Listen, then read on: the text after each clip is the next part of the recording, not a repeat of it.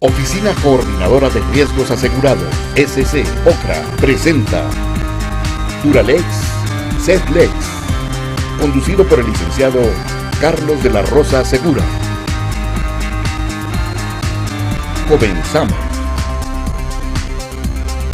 ¿Qué tal, amigos televidentes? Buenas noches, bienvenidos a este su programa Duralex Setlex, esperando contar con el favorecimiento de su atención a estos programas que esperemos sean de su interés, tratando de llevar a ustedes obviamente algo dentro del ámbito de la legalidad, del ámbito pues, de los derechos de nosotros, los gobernados. Y hoy vamos a abordar un tema que en Morelos hemos sido pioneros, hemos sido conejillos de indias, por tomarlo de alguna manera, en el famoso juicio oral, que es coloquialmente conocido así, el procedimiento acusatorio adversarial. El día de hoy contamos con la presencia de una distinguida abogada, maestrante en Derecho, la licenciada Berta Paredes Noyola, quien labora por el Poder Judicial y es capacitadora precisamente en este tipo de sistema acusatorio adversarial, en el que vamos a tratar de compartir, maestra, te voy a decir, porque estés en etapa D, pero ya es casi... Sí, ya concluí, ya nada más es cuestión de la titulación. El trámite administrativo. 2008 iniciamos en Morelos, precisamente a iniciativa del gobernador Adame, entrar a un esquema que en Morelos ha sido muy recurrente. Queremos ser primeros en todo, lanzar las primeras iniciativas, ser los conejillos de India en muchas cuestiones. Hoy, a través de los años, no obstante de las supuestas millonarias inversiones que se llevan en este procedimiento, en este sistema acusatorio adversarial, pues vemos desafortunadamente también la decepción de la gente, de los justiciables, a lo mejor, un concepto muy personal, muchos beneficios para los hoy imputados. Pero empecemos para que nuestra gente más o menos nuestro público tenga una idea un poquito más amplia. La diferencia entre lo que teníamos antes en nuestro sistema tradicional, hoy en nuestro sistema acusatorio adversarial, lo que era nuestro procedimiento, nuestro código penal, hoy el Código de Procedimientos Nacional, que ya en junio de este año a todos por acero entra en el sistema, en todo el país, la federación un poquito retrasada en cuestiones de amparo, en fin, vamos a abarcar todo ese tema lo más que podamos en 26 minutos, pero arranquemos primero diferencias. Fíjate, en primer lugar, como tú dices, nosotros entramos en el 2008, inclusive antes de la reforma a la Constitución. Cuando nosotros iniciamos en el 2008, inclusive se decía auto de vinculación igual al auto de formal prisión porque no se había reformado la Constitución. Pero bueno, esa es historia. Las principales diferencias y con la historia con la que llegamos a los juicios orales fue en el sentido de, no sé si te acuerdas de la película de Presunto Responsable o algo así. Presunto Responsable, creo que se llamaba. Los jóvenes que recluyen y que lo tienen ahí. Ajá, y que desde ahí empiezan, bueno,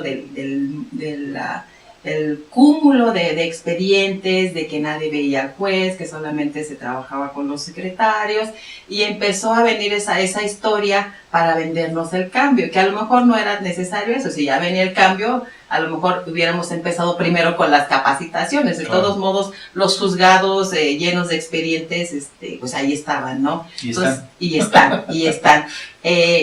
Sí es cierto que hubo un cambio, porque estamos hablando ya de audiencias videograbadas, estamos hablando de principios fundamentales que se establecieron en nuestro Código de Procedimientos Penales. Presunción de inocencia, que es supuesto. Que esa fue la bandera, presunción de inocencia, rapidez, el juez tiene que resolver, el juez ya se tiene que desocupar de las cuestiones administrativas y solamente se va a ocupar de la jurisdicción. Y son los jueces, ¿no? Porque son varios jueces los que intervienen en el procedimiento. Entonces estamos hablando, bueno, aquí en Morelos estamos hablando de juez de control y jueces de juicio oral. Es un tribunal de 3. Sin embargo, cuando se inició, bueno, que era el juez.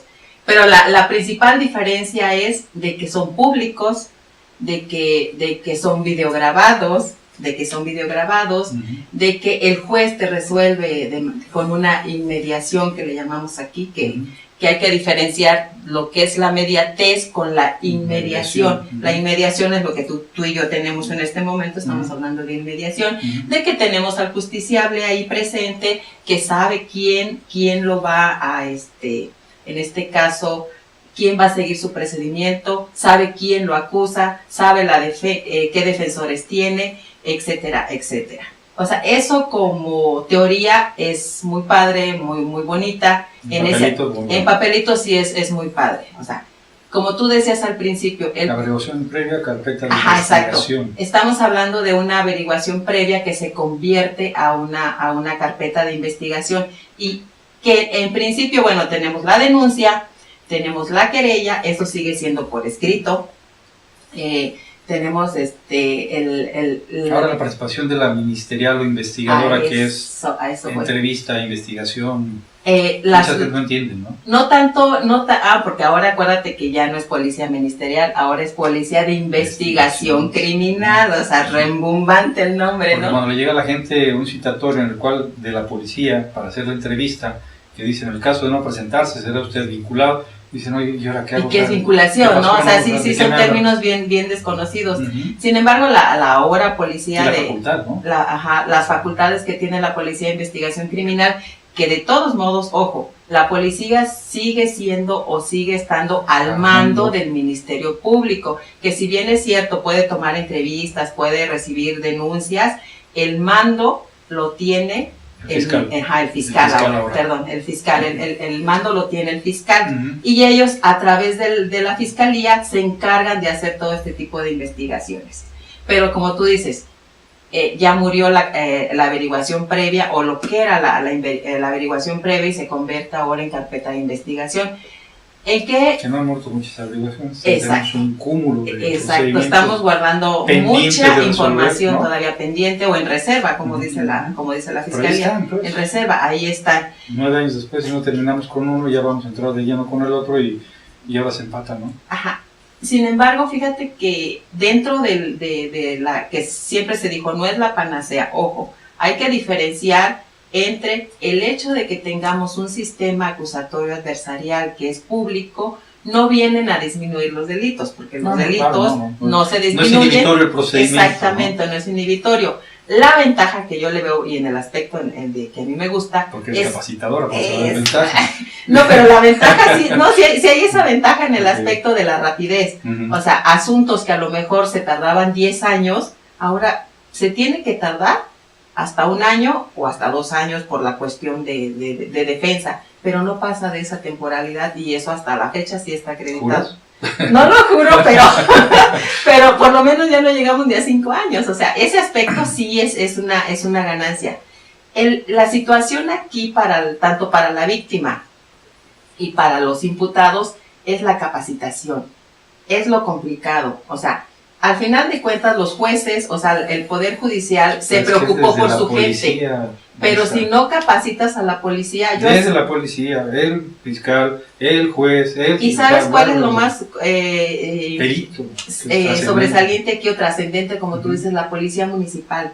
Porque en un caso de, digamos, un homicidio, un asalto, ¿quién llega primero al lugar de los hechos?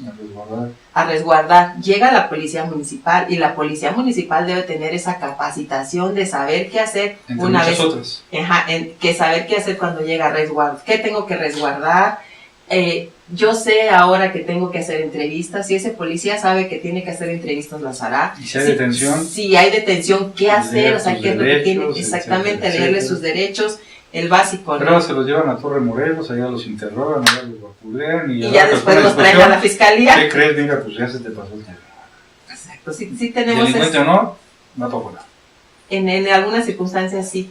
Y luego es otra, si ellos no traen bien integrado el parte informativo, la fiscalía les va a decir, regrésate y ármalo como debe ser. Ahí estamos perdiendo más tiempo. ¿Por qué? Porque la fiscalía también se está cubriendo. O sea, una vez... las garantías de los imputados. Exacto, una vez que la fiscalía recibe, sabe que tiene 48 horas. Entonces, si él ve que el parte informativo no está correctamente... Pues echa la mano ahí y acomoda. Entonces dices, ¿sabes qué? No te lo recibo. Sí. Y muchos policías también se quejaban en su momento de eso. Es que el Ministerio Público no me recibe. Es que yo voy allá con mi jurídico de la policía. La responsabilidad es muy grande. Y el jurídico dice... Exactamente, y el jurídico me dice una cosa, yo como policía voy con él en la fiscalía y me dice otra. Y mientras el justiciable, ahí lo andan paseando. O sea, son las circunstancias de la falta de capacitación. Yo entiendo que ahorita la capacitación está constante. Como tú dices, llevamos desde el 2008. Sin embargo, no obstante que llevamos desde el 2008, la mayoría de los abogados litigantes todavía se atora y se atora muchísimo, Muy feo. muchísimo. Te invito a que hagamos una pausa y te voy a entrar con una pregunta de los 64 millones. Vamos a una pausa, queridos amigos televidentes. Regresamos en un momento.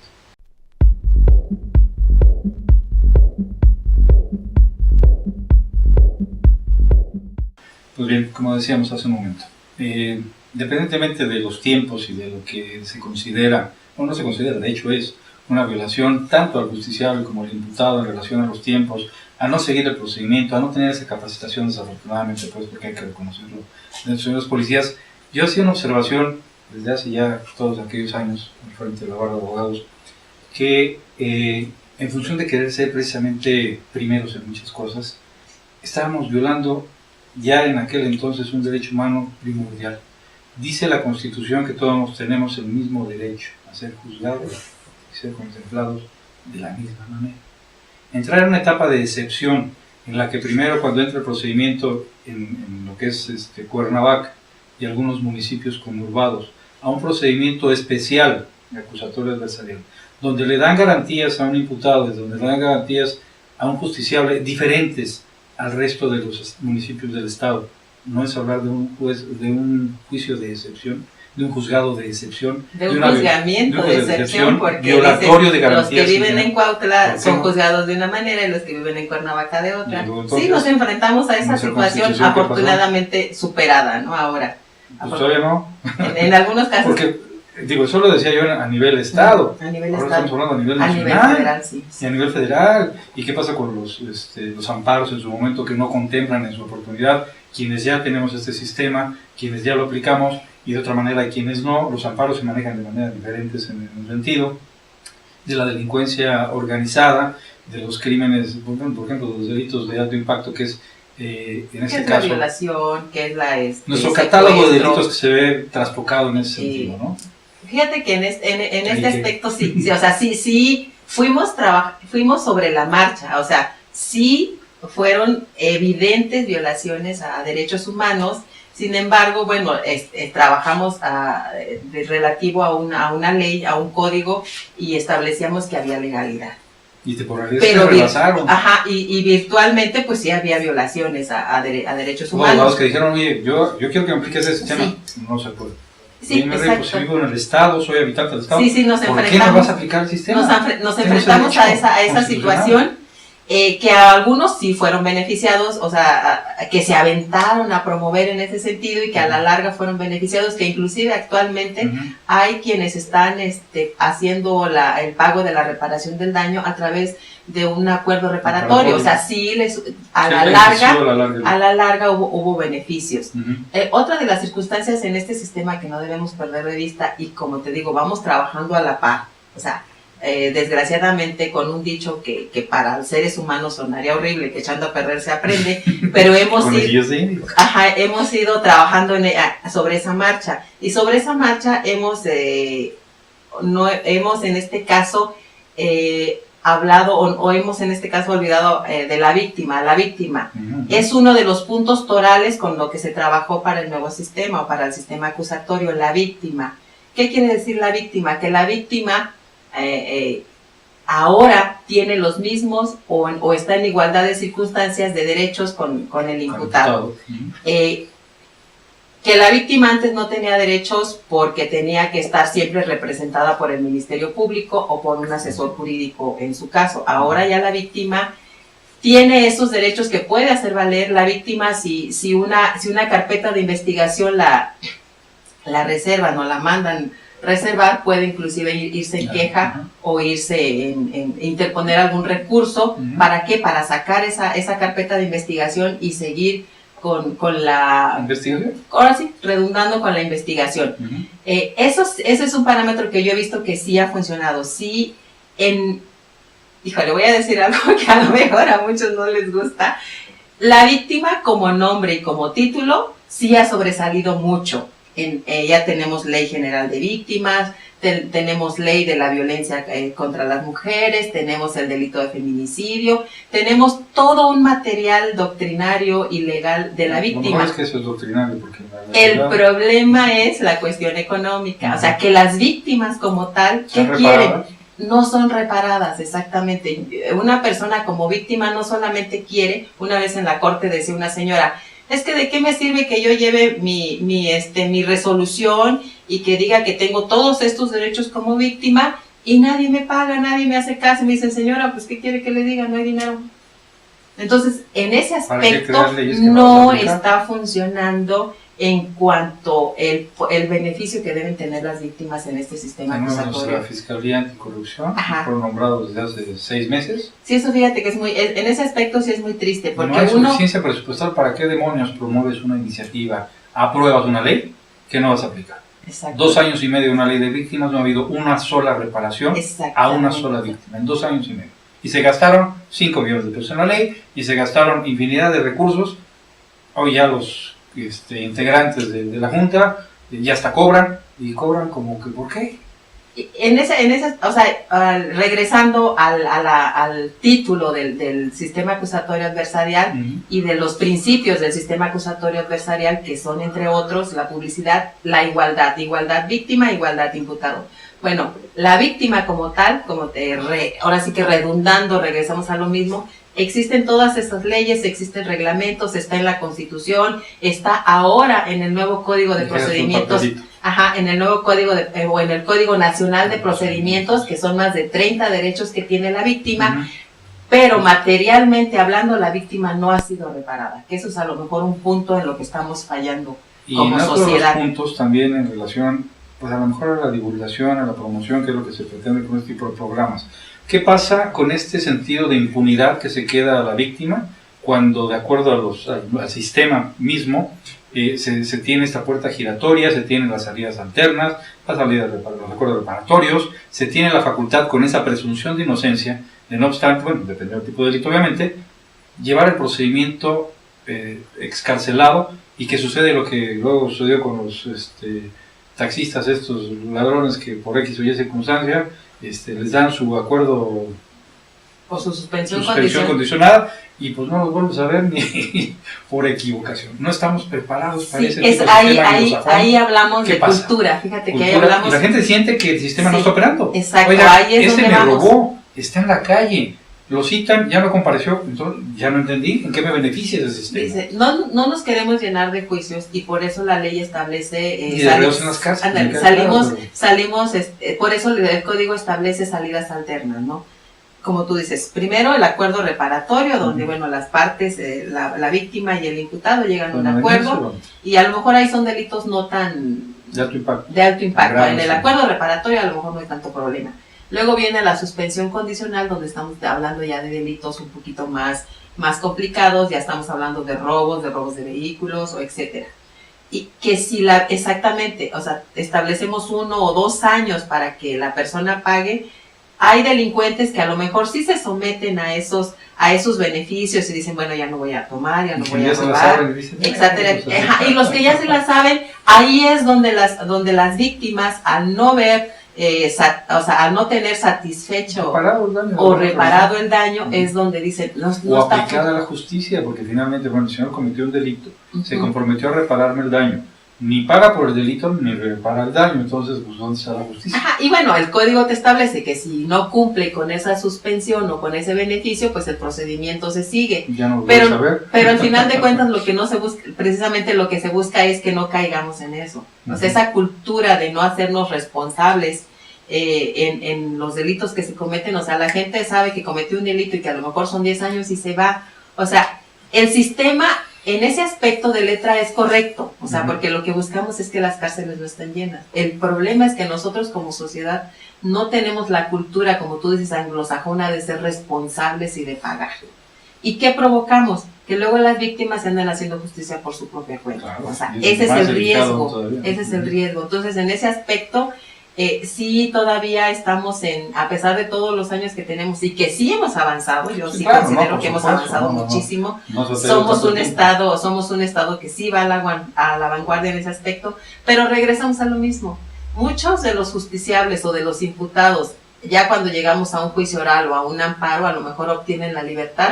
¿Pero por qué? Porque hubo a lo mejor deficiencias en el procedimiento, y esas deficiencias, exacto, y esas deficiencias muchas veces vienen desde la policía, y la policía pueden ser dos vertientes, que actúe de mala fe, porque a lo mejor sean policías corruptos, o porque no tengan la capacitación, y no es porque no lo quieran hacer, sino que ellos hacen... No saben cómo hacerlo. No saben cómo hacerlo, o sea, tienen todas las ganas, pero no saben cómo hacerlo, y provocan que un procedimiento a la larga se caiga. Vamos a otro cortecito y regresamos con 6 minutos ya para darle final.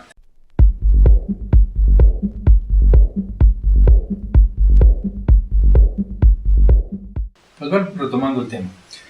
Independientemente de la insatisfacción que pudiera sentir el justiciable en relación pues, a esta problemática que representa la presunción de inocencia e impunidad, porque es de lo que para la gente significa que alguien que delinquió no repara el daño, no paga la pena y ande libremente, ¿no? Pero viene el tema más delicado. Hablábamos al principio del programa. Junio del 16 entra a nivel nacional, aunque nosotros tenemos ya todo el tiempo del mundo en esto. Los juzgados de distrito tendrán que entrar también ya el esquema en vía de amparo, con base al nuevo Código Nacional de Procedimientos, y pues entraremos ya de lleno a nivel nacional, ahora sí, a respetar los derechos de los ciudadanos y la Constitución, teniendo un único procedimiento para todos. Pero te diré, porque fíjate, el Código Nacional de Procedimientos Penales... ¿Está en la vacatio elegida? Que entró aquí en Morelos en marzo del año pasado. Si nosotros teníamos nuestro código de procedimientos. Teníamos nuestro código. Entra el Código Nacional de Procedimientos Penales, entró en vigencia aquí en marzo del año pasado y estamos trabajando con el Código Nacional. A nivel federal, aquí en el estado de Morelos, entra el 29 de febrero a funcionar. Y como tú decías al principio, y a nivel nacional, a partir de junio de este mismo año de 2016. ¿Más capacitados federales? Sí, ministerios públicos federales. Pero es a lo que voy. Su preocupación es grandísima. O sea, ellos como ministerios públicos federales, su preocupación es inmensa, y los policías ni se diga, porque dicen, ok, licenciada. A nosotros sí nos la van a aplicar. Exacto, esa es su preocupación. Sí aplica las faltas, y sí se les va a dar con todo. Su preocupación es mayúscula en el la sentido. fiscalía como quiera que se dicen, porque ya, nosotros como policías federales podemos tener todos los conocimientos. Digo, tampoco se espanten, o sea, al final de cuentas el conocimiento son formalidades que hay que cambiar, y que si ustedes la respetan no hay ningún problema, o sea, son formalidades. Aquí el peso mayor lo tiene el ministerio, o la fiscalía. Aquí el peso mayor la tiene la fiscalía, le digo, porque ustedes como policías tienen un parte informativo que llevan a cabo, te digo, o sea, hoy 10 de febrero. Ustedes participarían en un juicio oral hasta a lo mejor dentro de 4 o 5 meses, pero todo ese trabajo de investigación y de judicialización lo tiene que llevar la fiscalía. Entonces, su preocupación, como te digo, es mayúscula, porque sí les aplicarían cualquier sanción o cualquier sanción administrativa por incurrir en responsabilidades de no tener autos de vinculación a proceso por fallas. O de vincular indebidamente. Indebidamente. Es de vuelta. Exactamente. Si entonces, se te van mal y si los... ya tenemos nuestro código federal. Claro. Dice, ok, igual que ustedes. Sí, pero nosotros nunca hemos trabajado en eso, entonces vamos a trabajar igual sobre la marcha. Y si bien es cierto que somos federales, la capacitación también no ha sido suficiente, ha sido mínima. O sea, es como que pensaron que a lo mejor había posibilidades de que esto regresara, y no regresó. Ajá, sí, claro. Y ya tienen el tiempo encima. Exacto, teniendo ahí la esperanza. De oficio pasó.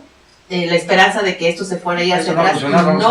Y aquí en materia federal llegó para quedarse. Entra el 29 de febrero aquí en Morelos, y están en capacitación, ahora sí como dicen, constante, pero no lo van a tener hasta que ya lo estén trabajando, hasta que ya lo estén viviendo. Pero como tú dices, su responsabilidad es mayor por el castigo que en un momento les lleguen a aplicar, en correrlos, los lleguen a sancionar. Entonces, sí es, pero eso también en su momento dado hará que le echen todas las ganas, que su capacitación sí valga la pena. ¿Para qué? Para que no incurran en ese tipo de responsabilidades. Y sobre todo que los justiciables sientan que realmente esto... Y las dos partes. Tú hablas de los justiciables, yo hablo de las víctimas. Aquí nos ponemos al parejo. Exacto, o sea, que el justiciable... No, o sea, que al final de cuentas el proceso, como dice, sea conforme a derecho, respetando todas y cada uno de los derechos fundamentales que tiene el imputado y que igual tiene la víctima. Es que yo hablo de justiciable porque, como bien decías hace un rato, a la víctima no se le reconocían muchos derechos que a partir de este sistema se le reconocen. En el catálogo del Código de Procedimientos, del Código Nacional de Procedimientos, se tienen 30 derechos reconocidos, cosa que no tiene la víctima. Y que ahora ya tiene 30 y tantos. 30 y tantos, a eso me refiero, por eso me refiero mucho al justiciable, al ofendido, porque pues finalmente hoy es el protagonista principal. Nos quedan cerca de 2 minutitos. Amparo, ¿qué pasa con el amparo? Bueno, el amparo va, ojo, el amparo va a seguir en la misma circunstancia en la que tenemos ahorita, porque acuérdense que la ley de amparo que se reformó que tenemos nueva ley de amparo en el 2013, esa no se ha modificado respecto a la oralidad, o sea, esa va a seguir igual. Entonces los jueces constitucionales van a tener una dualidad, jueces constitucionales respecto al amparo y jueces de proceso respecto al Código Nacional de Procedimientos Penales. Porque ya hay horarios mercantiles en el federal y se van. Sí, se van rapidísimo, pero en amparo no. En amparo no se ha modificado. La ley de amparo, o la nueva ley de amparo va a seguir trabajando igual. Entonces, ahí es donde nos enfrentamos a una situación de un contexto que mientras por un lado estamos avanzando y si bien es cierto avanzamos en la ley de amparo porque tenemos nueva ley, nos quedamos otra vez ahí a esperar en este tema. Porque tenemos la segunda instancia, casación, supuestamente apelación y demás, que es la casación, y luego de ahí, ¿qué pasa? Pues si quieres ir al amparo, ¿qué? Y ojo, porque aquí, por ejemplo, en el Código Nacional de Procedimientos Penales ya no tenemos casación, ya tenemos solamente apelación. Y posteriormente de ahí irse al amparo. Pero el amparo va a seguir resolviéndose en el mismo contexto. Ojo, no hay que confundir. O sea, entra el Código Nacional de Procedimientos Penales nos confundimos, oral, y es una preocupación. Así que nos agarran amparados. Ajá, es una preocupación, pero con respecto a la ley de amparo, esa todavía no hay el por qué tenga que ser oral. O sea, ahí todavía no hay. Un mensajito de despedida. Pues bueno, no, yo solamente... solamente... El tintero, pero te comprometo pues a que vengamos a platicar un poquito más asiduamente en relación al tema para orientar a la gente. Sobre todo, yo lo que les aconsejo a la población en general es que cuando tengan un problema legal, búsquense un buen abogado, un abogado que tenga la capacitación en este sistema de acusatorio adversarial, porque también ese es un problema. O sea, muchas veces se llevan a las personas y es una defensa nada técnica que terminan pagando los justiciables mucho dinero y al final de cuentas terminan con el defensor público. Entonces, ojo en ese aspecto. Bien, gracias. Gracias a ustedes por el favorecimiento de su atención. Gracias a OCRA que nos permite cada vez llegar a sus lugares. Hasta el próximo a la serie. Esperemos haya sido su interés y comprometida la maestra para venir a platicar un poquito más de estos temas conforme vengan desarrollando. No estaría mal hacer aquí un pequeño juicio con alumnos. Vamos haciendo con todo gusto. Pues gracias, que tengan un excelente fin de semana. Hasta el próximo a la serie. Presentó